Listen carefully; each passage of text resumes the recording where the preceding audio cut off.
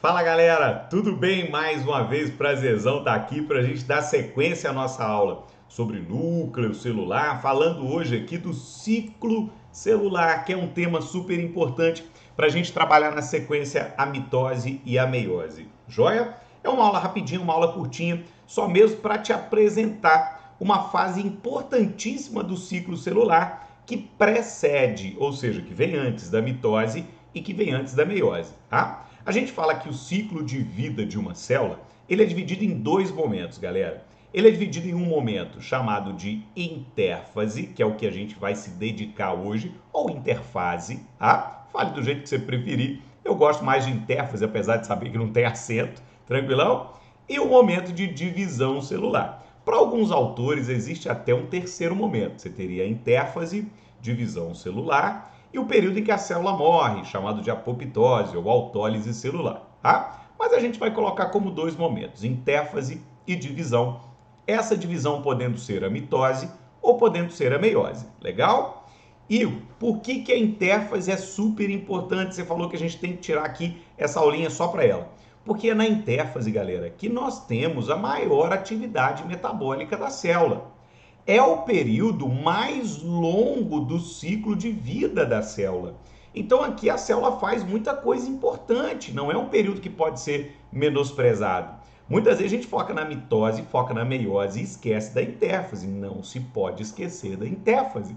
Ela está sendo cada vez mais cobrada em prova, tá? Por ser um período super importante, já que é o período mais longo e o período de maior atividade, tá? Repara nesse gráfico que eu deixei para vocês aqui em pits, ó. A intérfase é dividida em três momentos, G1, S e G2, ó. E reparam que esses três momentos que a gente chama de intérfase, eles ocupam quase um quarto, aliás, né, quase 3/4 do ciclo de vida da célula, tá?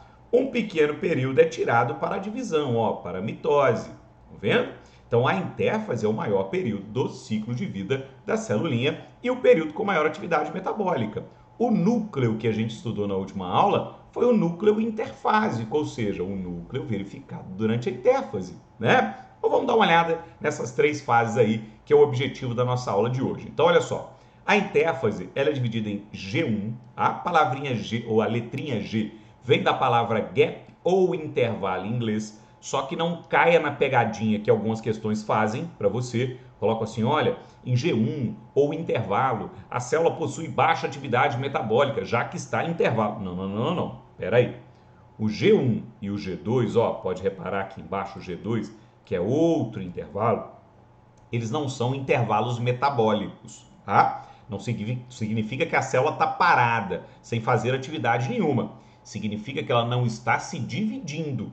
Então, esses intervalos aqui são períodos em que ela não divide, joia? E não períodos que ela não tem metabolismo. Tome cuidado com isso, joia? Lembra que a intérfase ela é localizada entre as divisões.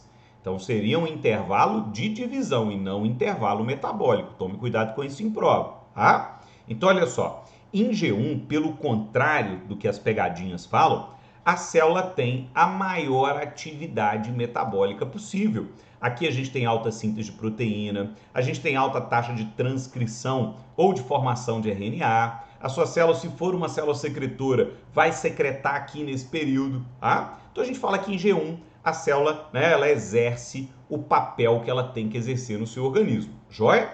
Tem algumas células do corpo, galera, que a gente fala que se encontram no período G0, joia? Células, por exemplo, que têm baixa taxa de mitose, que se dividem muito pouco, elas entram num G0, que seria uma intérfase muito prolongada. Ah, mas são exceções, geralmente é G1, S e G2, tranquilão?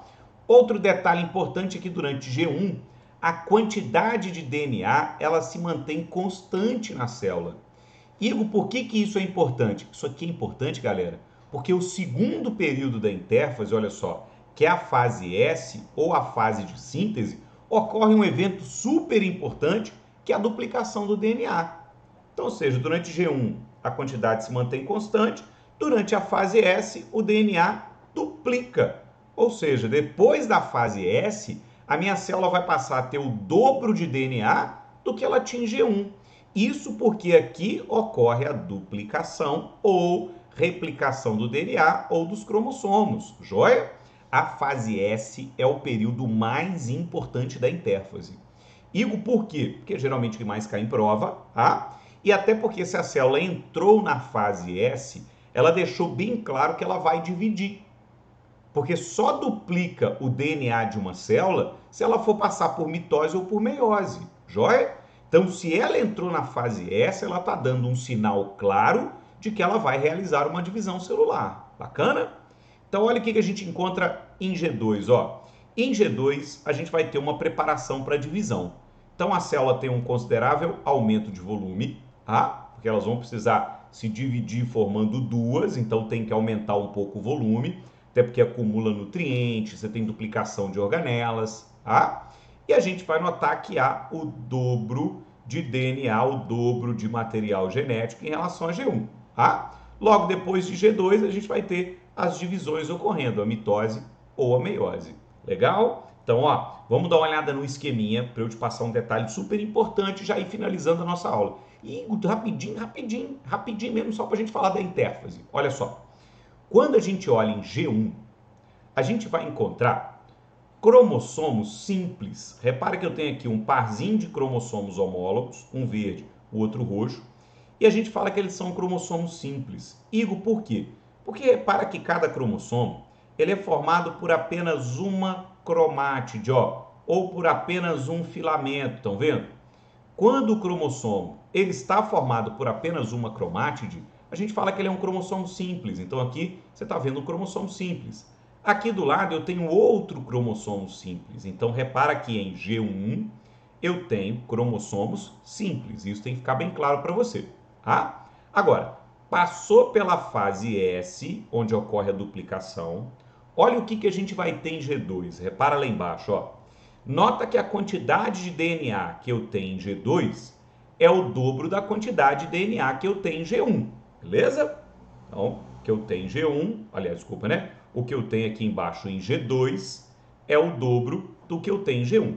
Agora, detalhe importante, se te perguntarem assim, olha só, quantos cromossomos tem em G1?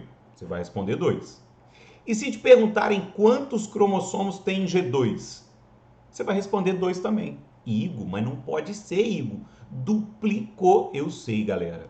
Só que qual que é a diferença? Aqui em cima você tem 2 cromossomos simples, aqui embaixo você tem 2 cromossomos duplicados, mas continuam sendo 2, tá? Então eu posso falar que o número de cromossomos em G1, ele é igual ao número de cromossomos em G2. Tenho 2 aqui, tenho 2 aqui. A diferença é que aqui eu tenho 2 simples e aqui eu tenho 2 cromossomos duplicados, tá? Por isso que a quantidade de material genético aqui é o dobro do que aqui. Bacana? Mas a quantidade de cromossomos não. Eu tenho 2 simples aqui, 2 duplicados aqui embaixo. Igual, além da quantidade de DNA, tem alguma coisa que aumenta de G1 para G2? Tem, galera. Repara que no cromossomo duplicado, ó, eu tenho 2 perninhas, tá vendo? Eu tenho 2 filamentos. Então a gente fala que cada cromossomo duplicado, ele é formado por 2 cromátides irmãs. Então eu posso falar que aqui embaixo eu tenho 4 cromátides irmãs, enquanto aqui em cima eu tenho 2 cromátides, tá? Então eu posso falar aqui, ó, repetindo para você anotar e frisar bem aí no caderno, tá? Você pode falar que em G2 há o dobro de material genético de G1. Você pode falar que em G2 há o dobro do número de cromátides em relação a G1, mas o número de cromossomos é igual nos dois, tá? A diferença é em que G1 você tem cromossomos simples, formado por apenas uma cromátide, e em G2 você tem cromossomos duplicados, formados por um par de cromátides irmãs. Legal? Tranquilo? Com isso, a gente finaliza a nossa aula de ciclo celular. Espero que você tenha gostado, curtido, entendido. Te espero aí para mitose e para meiose. Beijo grande e até lá!